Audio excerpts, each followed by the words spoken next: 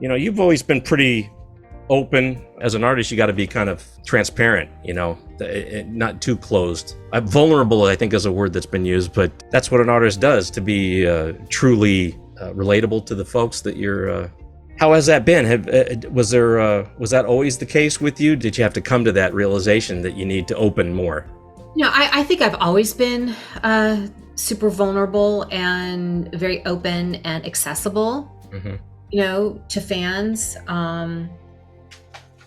I appreciate, I would have no career if it weren't for my fans.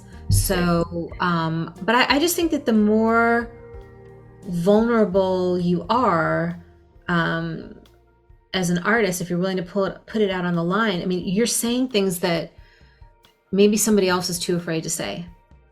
And you're exposing, some faults or quirks or weaknesses that maybe somebody else can relate to, but they'd be too afraid to share that. So, I find just the more real you can be as an artist, the better you connect. So. And now that your filter's off, there's more real coming. So. So the filter, it's been. You unclogged the filter like on a pool, Right. So. Well, I think part of that but had to do with just like, when I've had some battles in the past over song choices and some of the things that I said in songs, and I'm not doing that anymore. Good. Well, that's a personal choice. And you have to be comfortable with. You have to live with it once you make that choice. Well, it's a personal choice, but it's also the deal that I made. Yeah. Has it always been easy for you along this journey that from the time that you? Oh my God, no. Yeah. Absolutely not. Isn't that that's a leading question, isn't it? But I was just. No, I mean, I've like met every a-hole, in the business, like anyone the ones that they write books about and that have been in the papers. Oh yeah, I had my own run-ins. And, oh yeah, you have a story. We've talked about that, well before oh yeah, this more recent wave of Me Too, et cetera, et cetera. Oh yeah, I had my Me Too stories, and I've just my life. I've lived a really beautiful life. I really have. I've had my challenges, Mm-hmm. You and I have talked about being cancer survivors in the past, in our other interviews. I am in that sandwich generation where I, take care of kids who are emotionally very needy right now and need a lot. And, I have some neuroatypical kids, so Mm-hmm. I have school can be challenging, and but they're doing incredibly well and embracing their superpowers, which they do have. I'm starting to see them as you share. They're incredible kids. They really are. How old are they? Just if you don't mind. They're 14. Can you imagine that? My gosh, they were just little ones at the time. These little ones, Perry and Jet, that you were talking about back then. Now they're creative learners. They don't learn.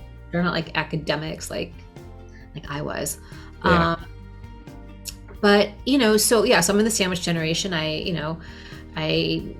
My dad's getting older, and I need to, I'm stepping up to do more caring when it comes to that. And he had a really rough year health-wise. I could. There's so many things that happened in my life that were challenging, but it's interesting. My dad has a girlfriend now, and she says she's a Holocaust survivor, and she says there are no problems, there are only hurdles. And I'm like, yeah, you're right, Beverly, you're right. And I've had my share of hurdles, but I've also, as I said, lived a beautiful life, and I've been very, very privileged with, the fact that I was able to go to really incredible schools and live in a safe area, and I have food on the table, and I never had to go to rehab, and I wasn't in jail, so I'm not that person, but I've had some definite challenges in my life. Yeah. But I keep it all in perspective, because what might have been tough for me is nothing compared to what other people have gone through. Yeah. But pain is pain and love is love. And,